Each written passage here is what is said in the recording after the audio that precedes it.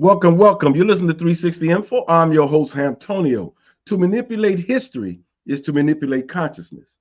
And to manipulate consciousness is to manipulate possibilities. And to manipulate possibilities is to manipulate power. Welcome, welcome to the show in Cleveland here. The sun is shining a little bit. It's a little nippy out there, though, but we'll enjoy the sun. Old Rod shining on us and blessing us. Just a couple of announcements. We'll remind you guys about the Juneteenth parade that we're doing downtown. That's the 29th of June. That's the last Saturday in June. We're going to march down Superior right on into Lakeside and Mall C where we have our festival. And headlining our festival this year is Carlos Jones.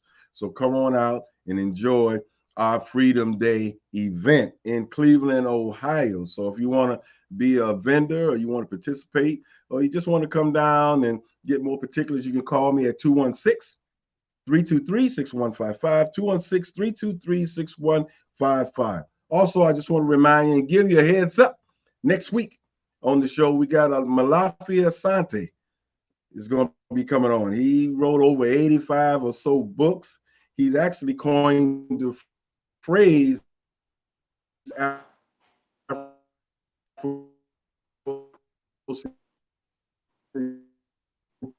Afrocentricity is the phrase that he coined. And also, yeah, okay. I blanked out for a second, y'all. Coined that particular phrase, and he works at Temple University. So he should be coming on next week. So make sure you stay tuned. In the remote studio, we got our good brother Vince. What's going on, Vince?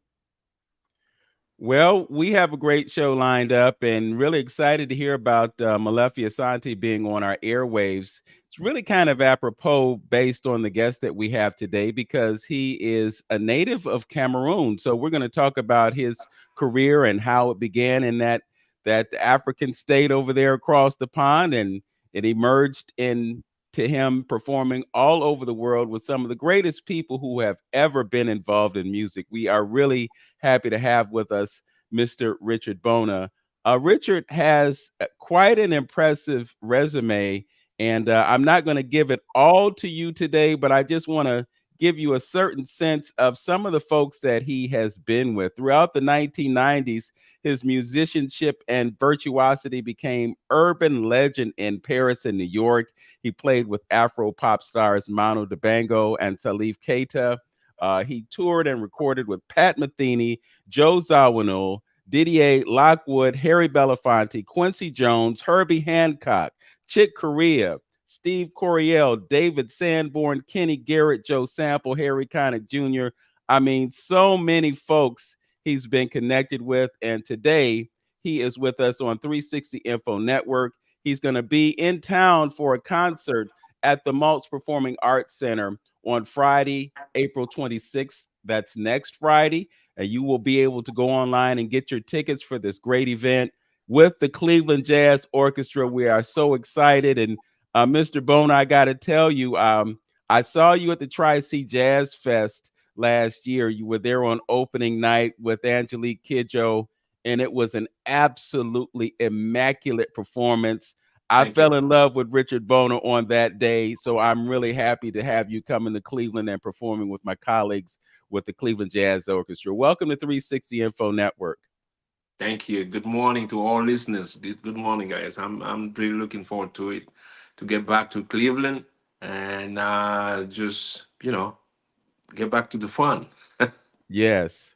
So while we're on the subject, tell us about your visit to Cleveland. How did you enjoy yourself while you were here? I had fun. It was beautiful, beautiful audience, wonderful, wonderful show. And Angelique was there. It was great to see Angelique and see a wonderful audience over there. And we had a great show. Cleveland, I haven't been playing Cleveland so much, but, I think I should come more and more. All right.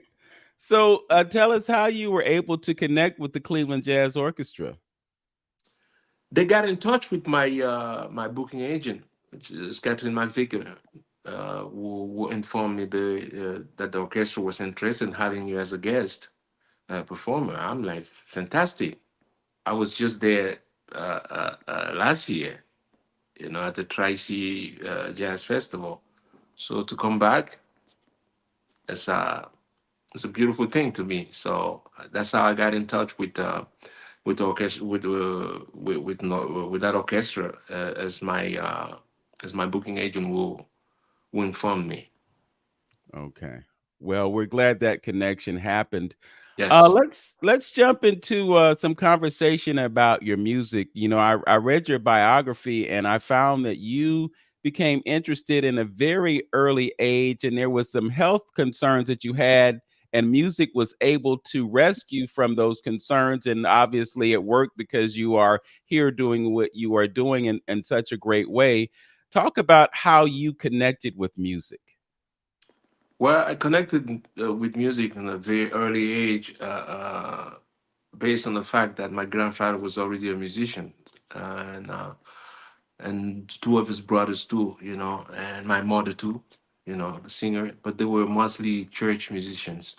So I just happened to be born surrounded by musicians, and like I always say, if you surround a kid with I don't know, with fishermen, chances are he's gonna be a good fisherman too.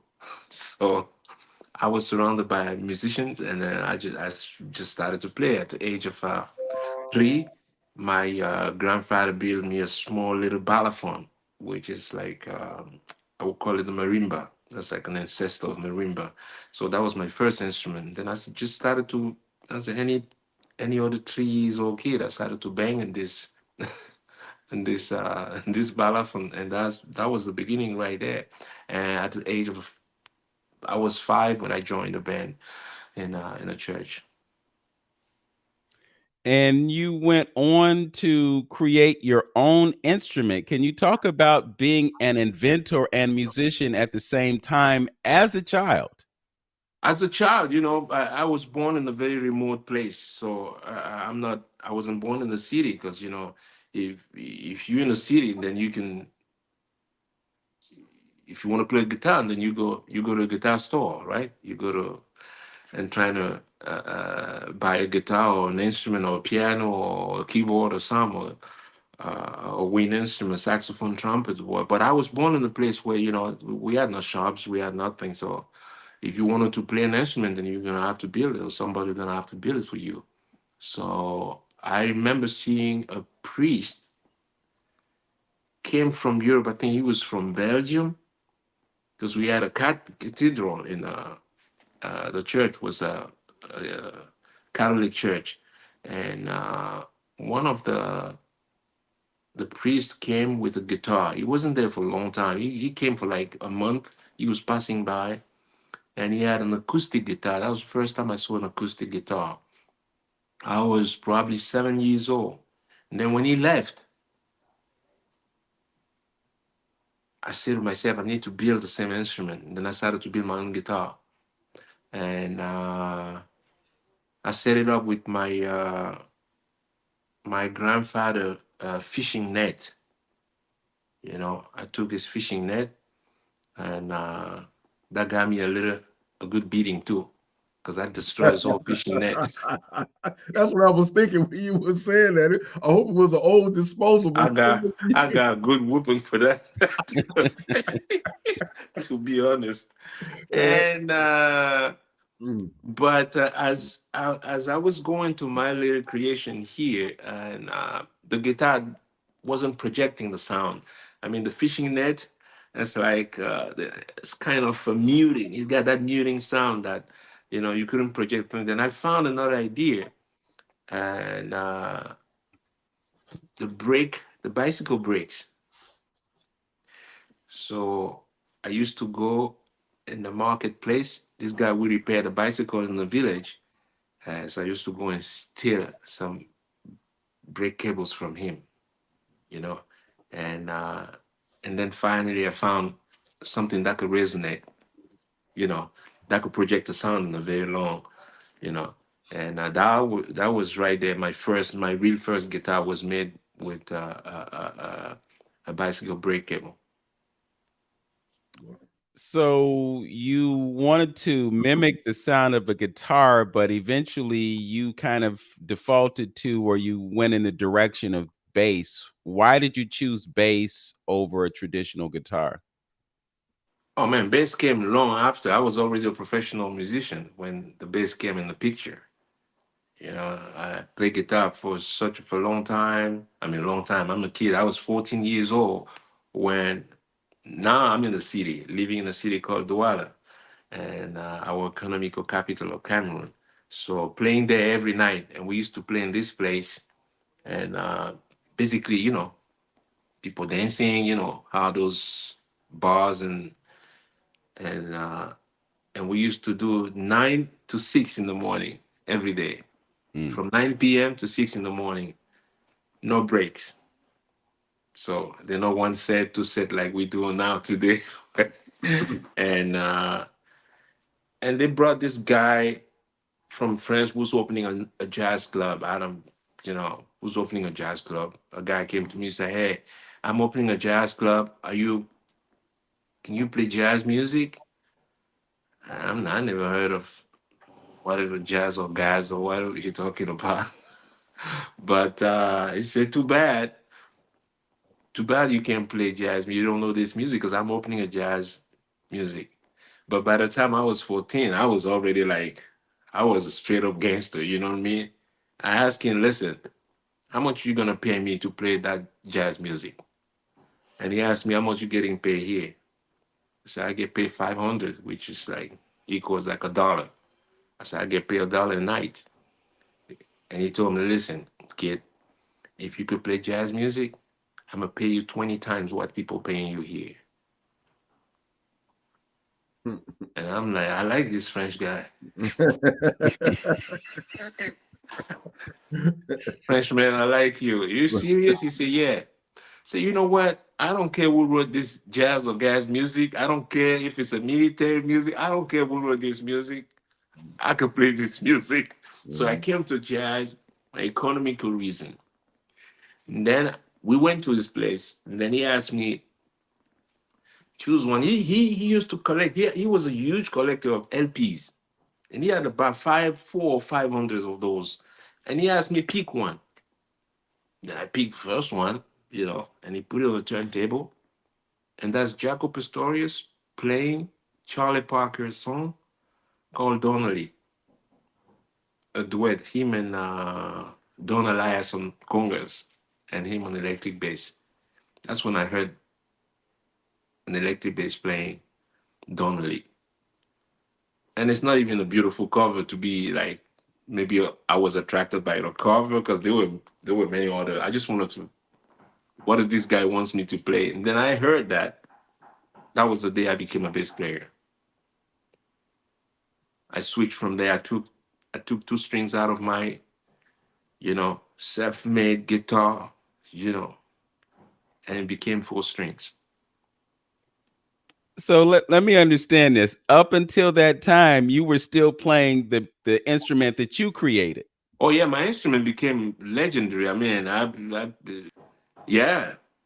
Oh, my instrument became like my own guitar. Too bad I didn't, who knew? I didn't envision like I should have kept that guitar. But but I had that guitar because I couldn't afford the real guitar. That was also the thing. Yeah. And my guitar had a beautiful beautiful sound, and I was the only one who could play it too, because I made it. So I knew I couldn't slide that much, because if you slide, you get caught because the brake cables are very sharp. Yeah. So I knew how nobody could play my guitar. I made that guitar, nobody could play it, because once you make that guitar, you know the place where it's really sharp that you should avoid, and you know the place where you could really play and stuff. So if you don't know it, you can actually hurt yourself. Mm, mm. Well, 20 times what you were getting paid was obviously an incentive for you to do something different. What? But I'm curious about what you were playing before you made this transition. And the reason that I asked this is because earlier you mentioned your connection to the church. So, it kind of mirrors the the path that many musicians here take. And first they start in gospel music, and then they move into secular music. And then some of them connect with R&B, some of them connect with jazz. But I'm curious about your trajectory as a musician. Talk about the music that you originally were doing, were connected with, and how that evolved up until that point where you discovered the magic of the bass. The music we used to play in a church, or music that my grandfather played, had nothing, was not connected to jazz. I mean, completely. I mean, not at all. It was mostly, first of all, just percussions and vocal and dancing. So, and they were all mostly like traditional songs, really traditional, straight up traditional songs, and that they turn into a cantique and change lyrics sometimes to praise the Lord in the church. But those same songs have different words in in the village when we do all the ceremonies, you know. So they were mostly ceremonies musicians, and from the church, when I started to play in making people dance, where this French guy came to meet me, it was mostly pop. We used to play Fela was like now we start playing like Nigerian songs, we start playing Congolese music, we start playing become like the top African top 40s, if I could call it that way. So in those bars we were not playing traditional music anymore. But I adapt my guitar to those uh, uh, to that new sound, because it was a new sound to me coming from where I came from. You know, I was born 600, I would say probably 800 miles from, no, 600 miles from the city. So that's pretty far away, you know. And in Africa, with, you know, at least now we are connected. We got internet, we got YouTube. People forget back in the days, forget about it. If you're 20 miles away from me, we can't be connected. We it's impossible, you know. We meet up once in the marketplace once a week, or sometimes once every 2 weeks, when people bring their own corn and other people brings other thing, the exchange and stuff, and that was it. But the only connection was actually when people met up in the marketplace or in the church Sunday. But there were not a real interaction in in uh, in the day-to-day life, you know. And when that interaction happens, it's always because of an event or somebody passed away, and then people come from a distant village to assist the family. But there were not interaction at all until I got into a city, where you're in the city now. And then I started to, I felt like I had a need to connect with my whole roots. Same thing when I got signed, when I got to New York finally. You know, I went, but by the time I went to Paris before, and then when I landed in New York, when Branford Marsalis and Jeff Levinson, the whole team of Sony at the Columbia wanted to sign me, I felt like, you know, by that time I'm already like, I've been in New York for a few years now. Same thing, I felt like I needed to connect my jazz side with my roots, and that's what I did, and that's what I keep doing with my own album. My first album, that's what I did with my first album, and other albums, or even over those projects today. You know, I went to Cuba, I did Mandekan Cubano, I have a flamenco project, and I think that actually opened my mind in a way where from a very early age, I started to embrace the difference. And I think by embracing the difference, I learned one thing, is embracing tolerance. And so I became kind of just, I'm calibrated like that, you know. I love embracing new things. Yes, you know, as I look at your musical resume, I see the evidence of what you just stated. You were involved in a lot of different kinds of music and not just basically relegated to one. So obviously, all the folks who chose you to perform with them saw something in your music that they could relate to. What in your musical history provided you with what enabled you to relate to everyone else? Well, if I could point out something, will be my passion, to this art of music. The thing is, I tell I mean, because I used to teach at NYU, I used to tell them, most of the time, in anything you want to do in this life, there's one thing you should apply to your, is the, is repetition. Excellence, I came to learn that excellence is repetition. You want to be good at doing anything, just do it every day. And that's what I do every day.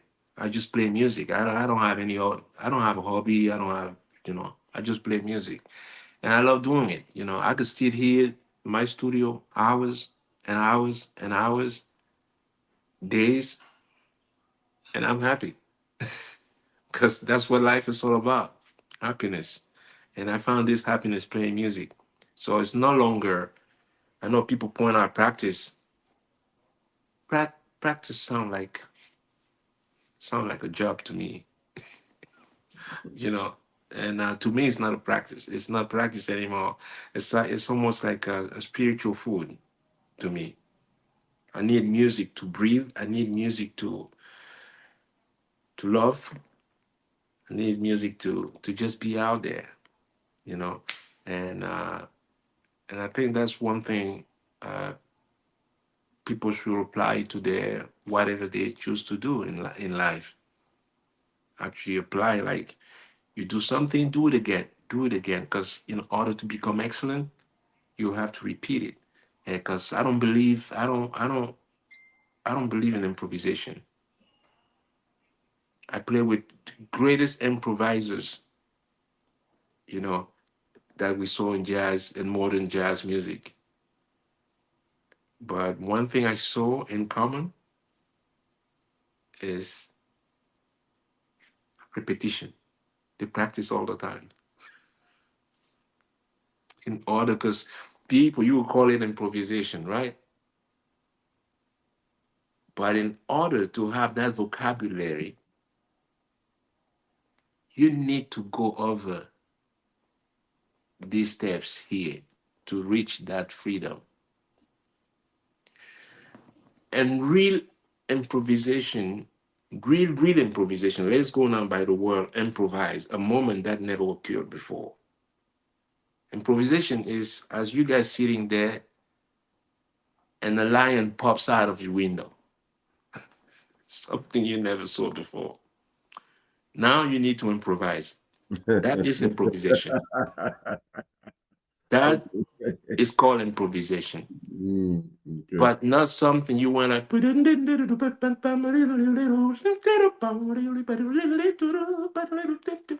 But you start again. And you perfect. I mean, you practice this to a perfection, close to a perfection, because we're never perfect, you know. But you will practice a lot to become excellent. But we never reach perfection in music. But that's how that becomes what we call improvisation. I saw a video of you, and the caption on the video said, "This is unreal." And what you just did vocally matched what you were doing with the strings on your instrument. Uh, but you made a really interesting comment about not believing in improvisation, and I just so happens that both of us are musicians. I play piano, he plays drums. We're both percussionists in that sense, and I've been on this lifelong quest to understand improvisation. And I can see um, how practicing could enhance your ability to do what you do, but I'm puzzled by your disconnect with improvisation. But I guess I understand that because you have practiced so proficiently over the years, it enables you to do those things without really thinking about them. And it's I couldn't really do them. I couldn't do them without practice. yes, Right. No. exactly. Mhm. There's an Indian bassist. I think her name is Mohini or Mohini something. Day. Mohini Day. And I was thinking about her and thinking about you in the sense that she has also been extremely versatile. She's also extremely proficient, and she's also had the benefit of playing over such a long time.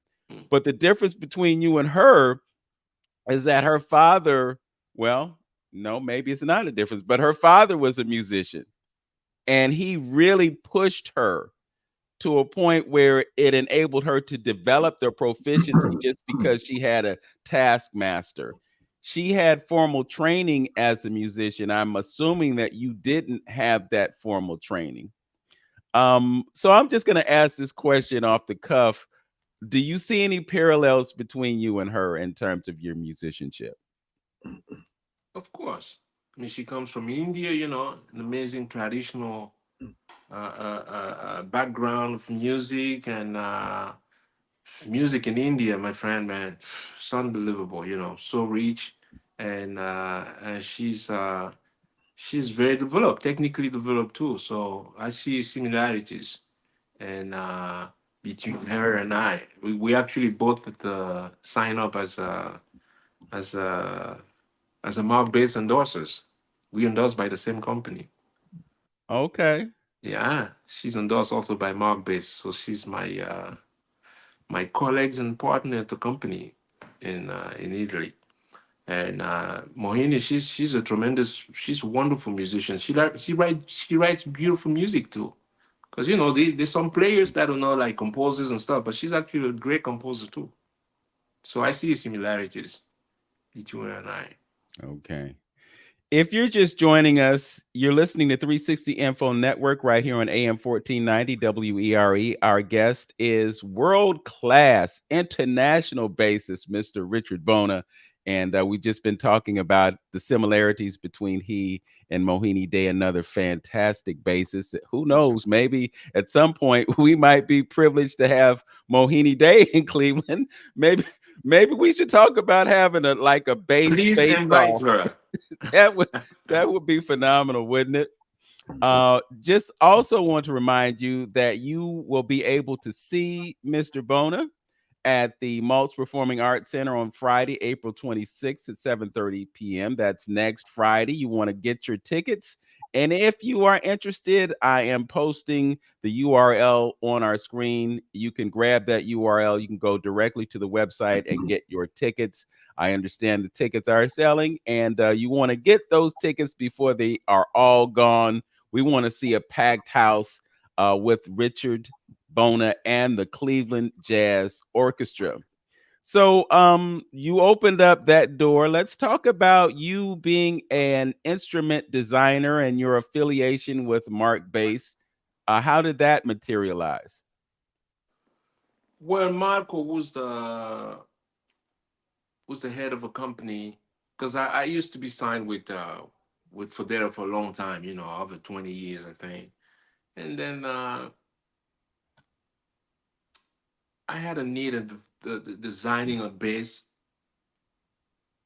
that affordable, because my signature model in my previous company was close to $20,000 a single instrument.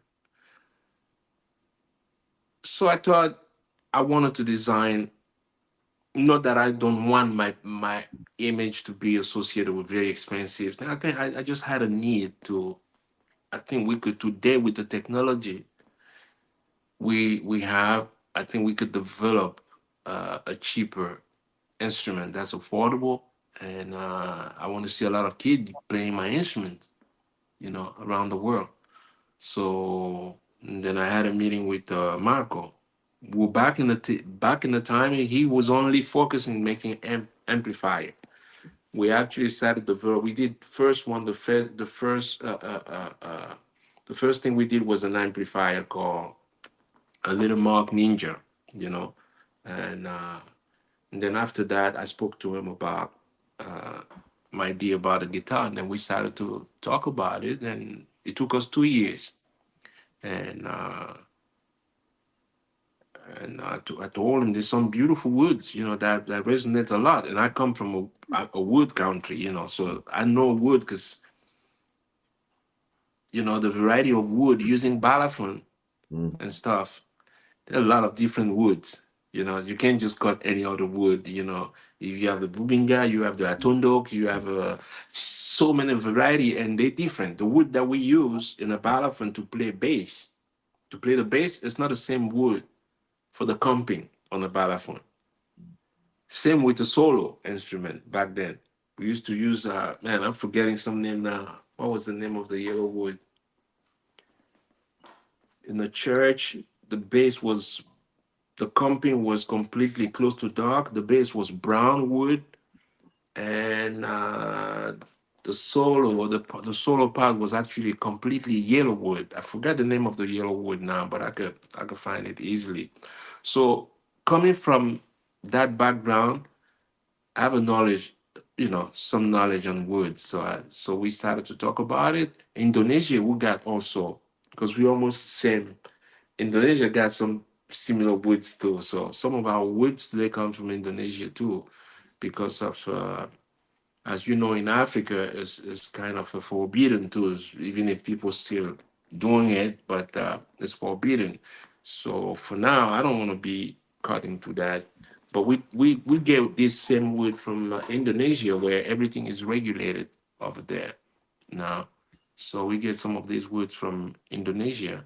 And then we started to develop bases. My first one, and I decided to give them names of highest mountains in Africa. So the first one that came out was the Kilimanjaro, and the second one that we developed is the Kimandu.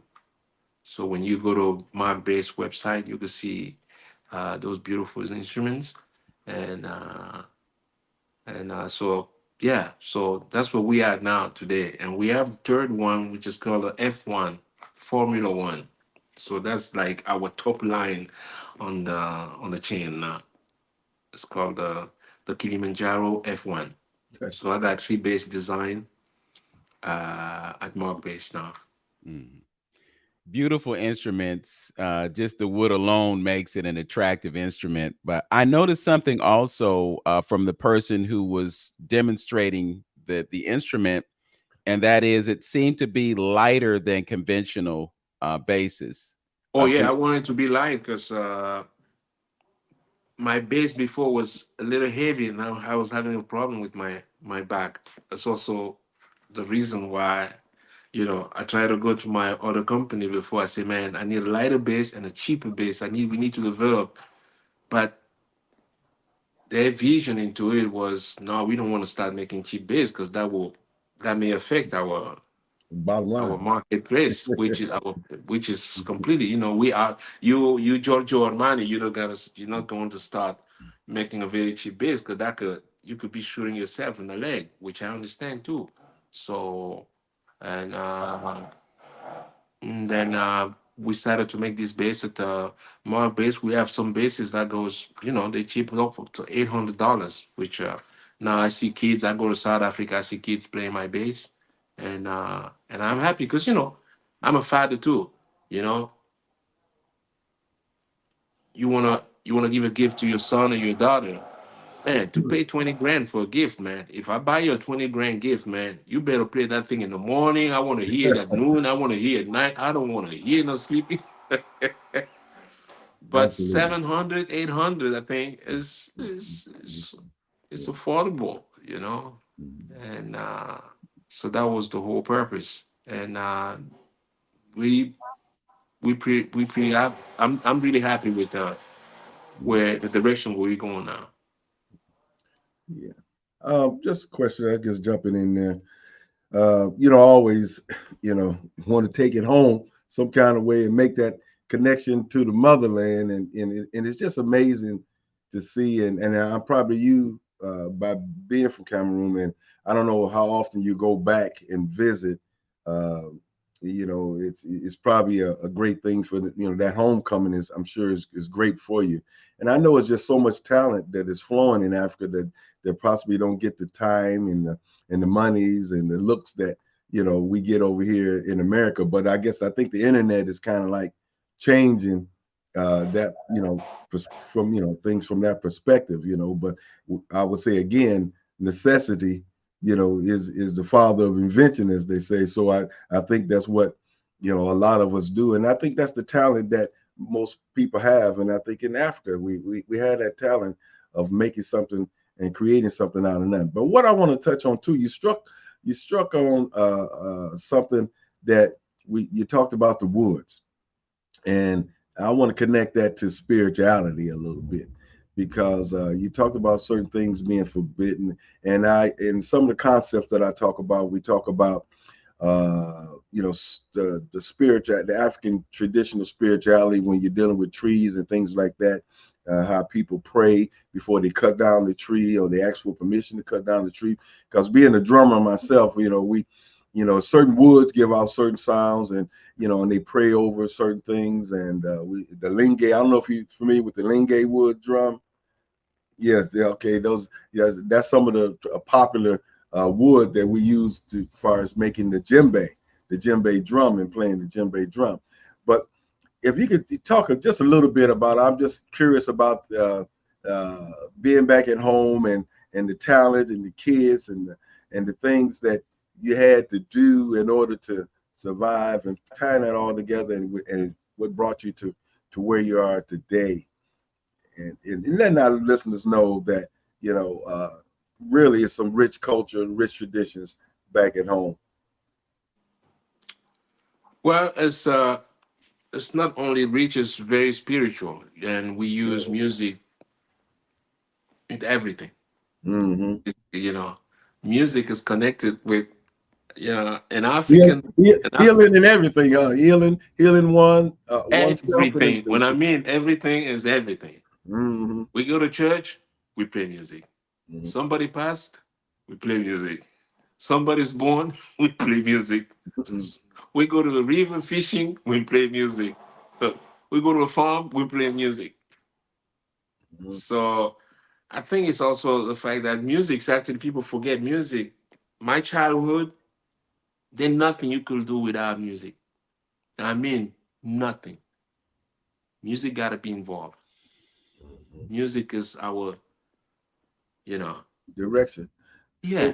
And that may be the reason why, and maybe I know that's the reason why they capture, they take control of the music that we hear here in America, because it's directional, it's driving, you know, it's influential, it's motivative, it's inspiring, Influential. Yeah. you know, all of that. And so, you know, they can't leave that to go on its own untapped. They got to control that, because with that, you control the people, you control the tempo of the people, you control the energy of the people. You could, you know, it's Get control important. of their music. And it's something that Vince talk about all the time, and relating that music into, you know, into education. You know, it's related to education and everything. So what we have to understand its importance, and why the system tries so hard to captivate it and control it, you know, because, you know, I don't Because know they how. know it's the main essence. They know Yeah. that's the main essence of your culture. Yes. They didn't go get something else. They got the music. Mm-hmm. Richard, I think we're seeing kind of, I don't want to say a resurgence, but we're seeing an immersion of African music in American culture now. It's not unusual to go to different venues. Here in Cleveland, there's a monthly event where Afro beats are on display. And the musician is Elijah Gilmore. He's a percussionist. He plays the trap set, but he also plays hand drums and so forth. And sometimes he'll just play those percussion instruments over tracks, but it's Afro beat music. We're getting more of that in our culture right now. Can you talk about the connections between African music and the music of jazz that you took an affinity to, and the funk that came out of America but it's connected to the traditional African rhythms. Talk about how music has been kind of cohesive in terms of bringing Africans and African Americans together. And was it an easy transition when you started playing jazz, you know, from what you was doing? I mean, when I came to the U.S., you barely heard African music anywhere. So, I mean, when I say anywhere, you couldn't walk in a Barnes & Noble and hear Afrobeat. It's impossible. It was impossible, you know. And I was in New York for 27 years, so I saw it. So, and I remember one day when I got signed by Columbia, I had this discussion with my A&R, Mr. Jeff Levinson, and I told him back then, because they wanted me to sing in English, you know, when I was at Columbia, and I kept telling him, no, I can't. Michael Jackson's already doing that, right? And if I don't sing in my language, who else will sing in my language? Who else would do it? You know, I think singing my language is not just, it's also a way of sharing with the world and make a connection to the world. So, and I remember telling him, and he will remember, I told him, you know, if you ever let the African music penetrate the US, it would take over. I told him that a long time ago. I said, if you let any little crack in that music coming in, people will embrace it. Not take over, I'm sorry. But people will embrace that music because the connection would be made. And I could see it happening now. So I think that music has something spiritual that nobody can deny, you know, you can't deny, you know. And being from Africa, grew up in a village, you know, I get to travel a lot. I get to a place like in Brazil, I went to Bahia. And I hear people playing and I see how they dress. And then we went to eat after that. It was a ceremonial evening and stuff, and we went to eat. And that sauce, the smell of the sauce that they put on top of rice, it reminded me, it smelled the same, just like when my grandmother used to cook. Mm-hmm. I mean, Salvador de Bahia, same smell, same way they cook everything. It's just they call it another name. And it was, and right there, my grandfather was, his saying came to me, because he used to tell me the two things that people could never change: the music and the food. It's so highly, it's so good, it's so spiritual. It got to right here. And no way they will change that. So you go to Cabo Verde in Africa, there they will call it cachupa. But when you go to Brazil, they call it feijoada. When you go to, but it's the same food, same ingredients, same way they cook it. How's that? Mm-hmm. It's the ancestors showing up in our everyday lives in ways that we don't always connect with. But the fact is, they came before us, they did those things, and we continue to do those things. Hey Vince, quick question. I got to throw this in here. You made a prediction, brother Richard. You made a prediction. I'm making the prediction, and it is that, you know what's so intriguing when you see the videos on the YouTube now and showing all the African dancers and the traditional dances along with the urban dancing, and you see the moves that these Africans are making as far as dancing is concerned.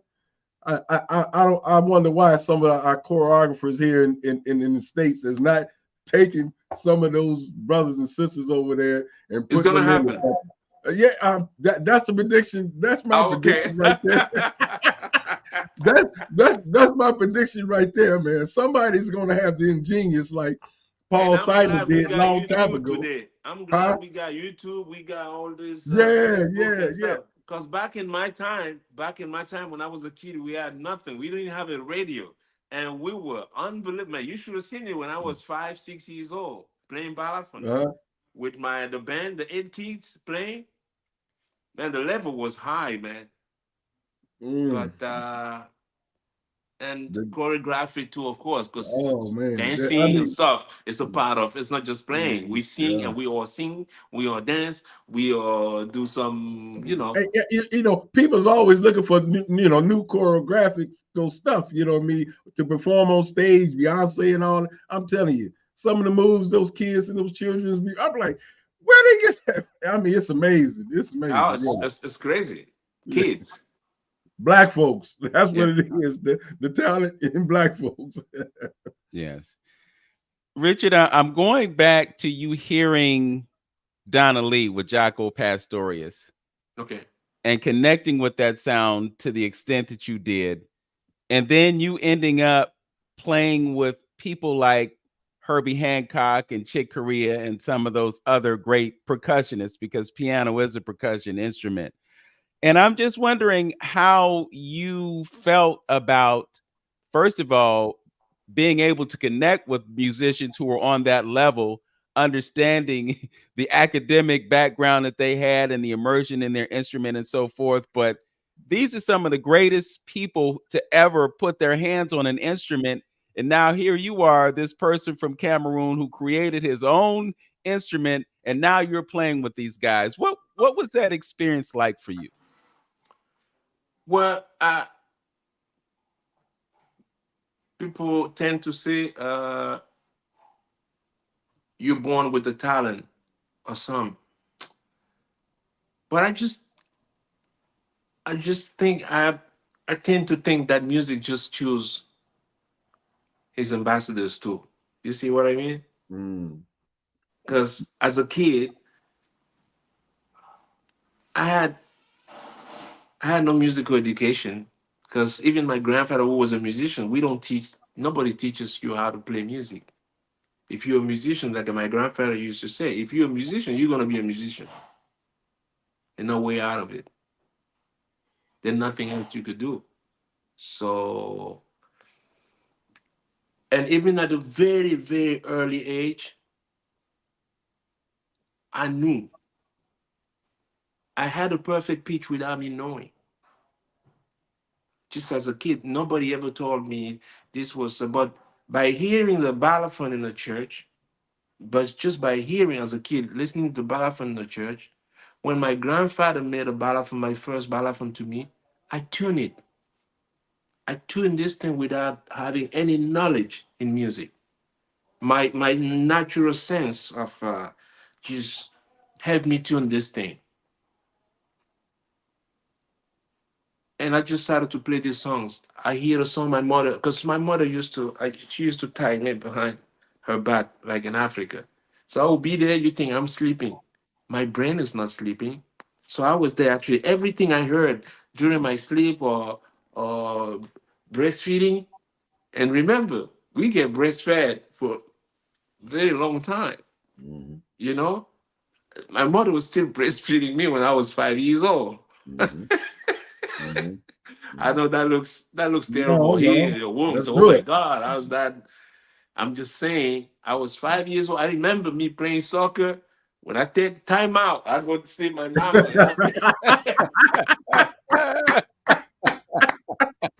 And I'm there. I'm like, yo, what's up, man?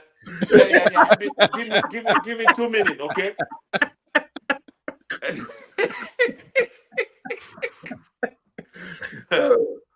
But this is how I grew up, But I know today you can't mention that to anybody because it sounds like it's not even.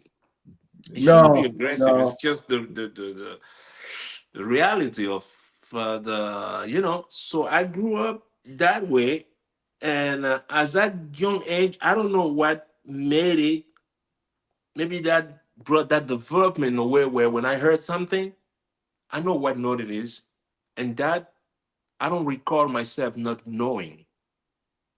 So when I heard Jaco Pastorius the first time, playing Donnelly. I never heard jazz music before. I never had I never had money to buy a turntable or any, LPs and stuff. Not my grandfather, not my father, not my mom. Nobody had that. So when I heard that first time, I told the guy, play it again. And he played again. And I asked him, is that is set on the right speed? He said, yeah. Okay, I said, play it again. And then he asked me, after the fourth time, he asked me, you don't want to listen to other records? I said, no. Play that song again. And then I told him, you got two possibilities. Either this guy doesn't know how to play, he's just hitting any note, which I could do. I could just hit any note. Or the second possibility is if he knows what he's doing, then that's a bad that's a bad cat right there. Mm-hmm. Then he told me it's actually a song. I said, really? He said, yeah, it's Charlie Parker's song. And then he pulled out Charlie Parker's version of Donnelly. And then I hear saxophone playing with the band playing Donnelly. And I said, okay, so this is jazz music. He said, yeah. And I said to myself, you know what? It's no longer about the 20, whatever you're going to give me. It's no longer about a salary. I found my challenge. I want to play like that. So that was the beginning of, that's where I started I found a challenge.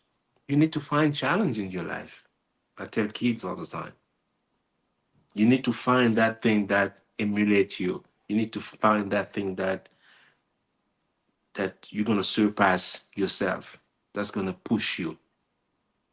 When you find it, it could be scary at the time for certain people. But don't be scared. What are you scared of? You got one life. This is it. Mm-hmm. You're scared of what? Nothing. There's nothing out there. Yes. There's nothing out there. You're scared of nothing. And all the kids that had a class are doing excellent, because I teach them one thing. Don't ever be scared of anything. Anything you see out there, you can. Okay. Well, speaking of challenges, you'll be performing with a number of musicians who have been in college and gotten advanced degrees and have studied the music all their life. And you didn't have to do all that to play as well as you play. Could you talk about what's going to happen next Friday when you collaborate with the Cleveland Jazz Orchestra? Oh, it's going to be fun. Both ways are good. There's some people that needed that academic or push, I would say. Some people without that academic push will not have the desire. Some people need to be in school to have that push. Some people don't need to be in school to have that push. But the results are always beautiful. People that went through this way once a week, when we meet, that's a beautiful thing about music. At the end of the day, we get to speak the same language, and it ends up sounding really good, and that's what I'm looking for, and I can't wait. Yes. Well, speaking that same language is what enables all these people from different ethnicities, different cultures to come together and have conversations, musical conversations that lead to healing, that lead to cultural amplification, that lead to unity among the folks on the earth, and eventually or essentially lead to love, because you got to love music to even want to be exposed to it in that level. I just want to inform our listening audience that you will be able to see and hear Richard Bona, and I'm sure maybe there will be some vocals in that scenario, maybe not, but one thing is for certain, you're going to be dazzled by what his fingers do with that instrument, and I'm sure it's going to be a Mark bass, right? Of course. All right. And a Mark bass amp. Yeah, and a Mark bass amp. He will be performing with the Cleveland Jazz Orchestra at the Maltz Performing Arts Center next Friday, April 26th at 7:30 p.m. You can use the URL that's on this screen at this moment, and you can go there to get your tickets. I will also place a link in the YouTube description so you can watch this broadcast after it concludes. You can go to that page on YouTube, and you can click on the link and you can get your tickets. We want to see everybody in the house. I know some of our musicians are going to be performing that night, but this might be one that you want to take the night off, because you will be able to see a master of the instrument on that night. And who knows, you might be able to take some notes as well. Brother Richard, we don't want to hold you. We know that you have some practicing to do and some other things, so you'll be sharp when you get here next Friday. But I want to thank you so much for joining us. Thank you so much. Thank you very much. Yes. All right, and you guys have a nice day.